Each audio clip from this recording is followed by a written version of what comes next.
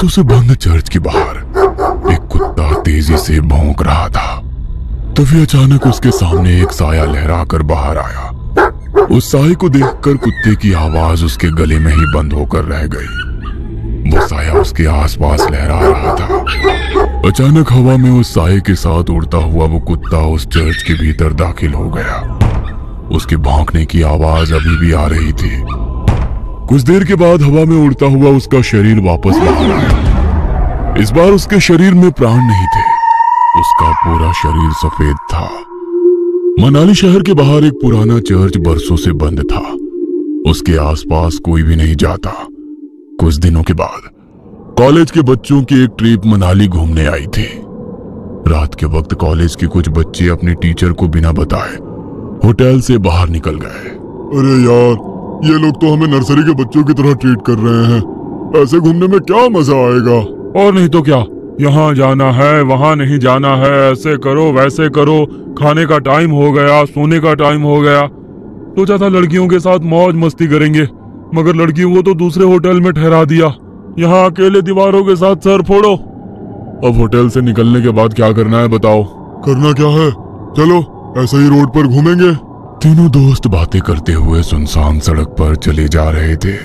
कुछ दूर चलने के बाद वे लोग उस चर्च के बाहर पहुंच गए।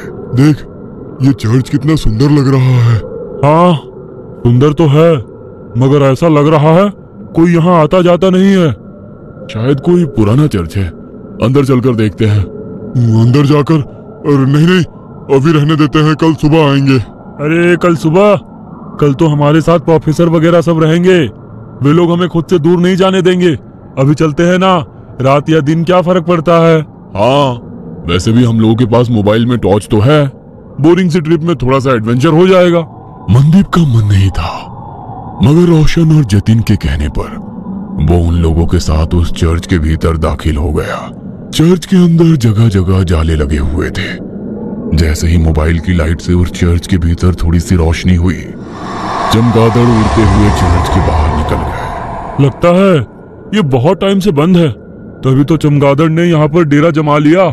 यार, मुझे यहाँ की वाइब्स कुछ ठीक नहीं लग रही है, हम लोग चलते हैं। कहते हुए मनदीप पलटकर दरवाजे से बाहर निकलने वाला था, तभी उसके पैर किसी ने पकड़ लिया। वो जोर से चीखा, क्या हुआ? मेरा पैर किसी ने पकड़ लिया है। हैं? ये क्या कह रहे हो? कहते हुए उसने अपने मोबाइल का टॉर्च मनदीप के पैर की तरफ किया तो वहां पर रस्सी थी। उसे देख दोनों हंसने लगे। तेरा मन नहीं था ना आने का, इसलिए तू रस्सी से भी डर रहा है। कुछ नहीं, अंदर चलकर देख, यहाँ का आर्किटेक्ट कितना अच्छा है। कहते हुए वो उसका हाथ पकड़कर उसे अंदर ले गया। वे तीनों चर्च घूम ही रहे थे कि अचानक चर्च की लाइट जलने बुझने लगी। अरे, यहाँ पर लाइट कैसे आ गई? मुझे कुछ ठीक नहीं लग रहा, हम लोग यहाँ से चलते हैं। कहते हुए वो अपने दोनों दोस्तों के हाथ पकड़कर दरवाजे के पास गया, मगर अचानक ही दरवाजा बंद हो गया। तीनों दरवाजा खोलने की कोशिश कर रहे थे, मगर दरवाजा नहीं खुल रहा था। अरे, ऐसे कैसे हो सकता है? अभी तो ये दरवाजा खुला था, किसने बंद किया? प्लीज हेल्प, हमें डराने की कोशिश मत करो। कोई और रास्ता होगा यहाँ से निकलने का, ढूंढकर वहां से निकल जाते हैं।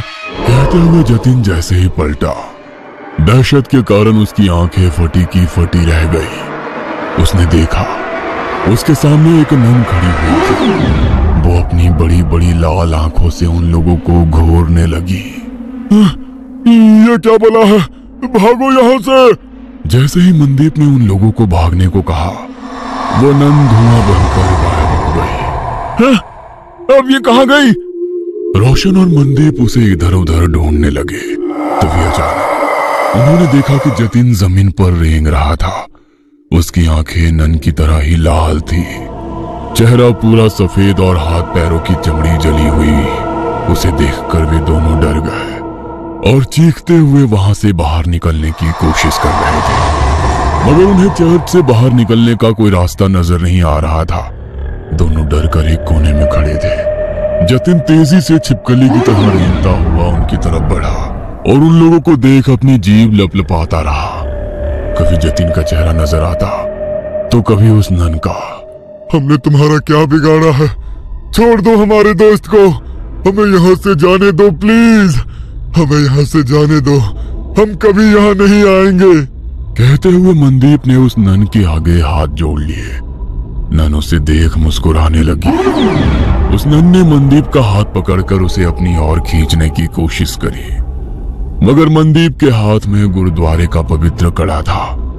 उसे छूते ही नन को तेज झटका लगा और वो जमीन पर गिर गई और वो नन धुआं बनकर जतिन के शरीर से बाहर निकल गई। जतिन बेहोश जमीन पर पड़ा था। रोशन उसको होश में लाने की कोशिश करने लगा। जतिन जल्दी उठ जा, हमें यहाँ से निकलना होगा। जतिन प्लीज उठ जा। तुम लोगों को क्या लगता है कि तुम लोग इससे बच सकते हो? नहीं, तुम लोग अब उसके शिकार हो। यहाँ से बचकर नहीं जा सकते हो। वैसे भी यहाँ कोई नहीं आता। यहाँ गलती से कोई जानवर भी आ जाता है तो वो उसे नहीं छोड़ती। फिर तुम लोग तो इंसान हो, तुम लोगों का मरना तय है। मगर ना जाने क्यों मुझे आज ऐसा लग रहा है कुछ अलग होने वाला है। फादर कुछ और कह पाते, उसके पहले ही उसने रोशन का गला पकड़ लिया। उसकी सांसें घूटने लगी। वो कातर नजरों से मनदीप की तरफ देखकर चिल्लाकर बोला, मनदीप चले जाओ यहाँ से, भागो। तुम्हारे पास गुरुद्वारे की पवित्र शक्ति है, ये तुम्हें कुछ नहीं कर सकती है। भाग जाओ। मैं तुमको छोड़कर कहीं नहीं जाऊंगा।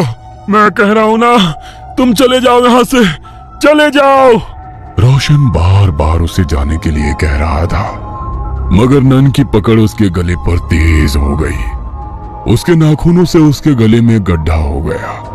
गले से बहते हुए खून को वो नन जीभ लंबी कर कर चाटने लगी। रोशन छटपटा रहा था। मनदीप को समझ में नहीं आ रहा था कि वो क्या करे। एक और वो नन तो दूसरी तरफ उसके दोस्त। तभी उसके दिमाग में एक विचार आया। उसने अपने हाथ का कड़ा निकाला और एक हाथ में कड़ा और दूसरे हाथ में कृपाण ले वो जोर से बोला, वाहेगुरु जी का खालसा, वाहेगुरु जी की फतेह। जो बोले सो निहाल, सत श्री अकाल।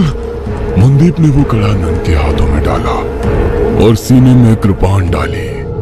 वो नन छटपटाने लगी। उसने रोशन की गर्दन छोड़ दी। हवा में लहरा रहा रोशन जमीन पर गिर गया। उस नन के सीने से काला गाढ़ा सा अजीब पदार्थ बह रहा था। जतिन अभी तक बेहोश था।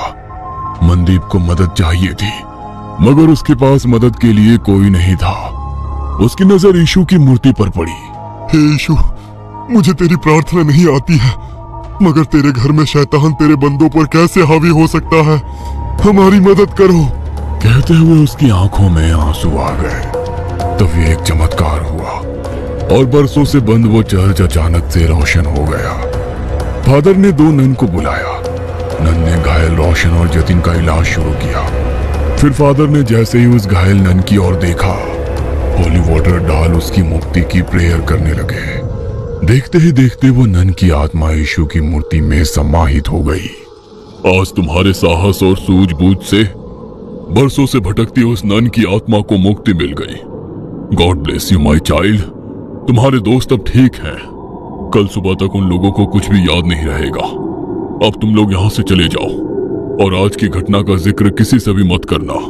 फादर के कहने पर मनदीप अपने दोस्तों के साथ होटल वापस आ गया। अगले दिन वे लोग जब मनाली घूमने के लिए निकले तो उसके दोस्त सब कुछ भूल चुके थे, मगर मनदीप उस खौफनाक रात को उम्र भर नहीं भूल सकता था। वो अपने साथियों के साथ उसी जगह से निकला तो मनदीप को कोई चर्च नजर नहीं आया। बस दूर खड़े वो फादर उसे देखकर मुस्कुरा रहे थे। उन्होंने उसके ऊपर होली वाटर डाला तो मनदीप भी कल रात की वो बातें भूल गया। मगर मनाली के लोग उन लोगों को कभी भूल नहीं सकते हैं, क्योंकि उनके कारण ही तो उन्हें इविल नन से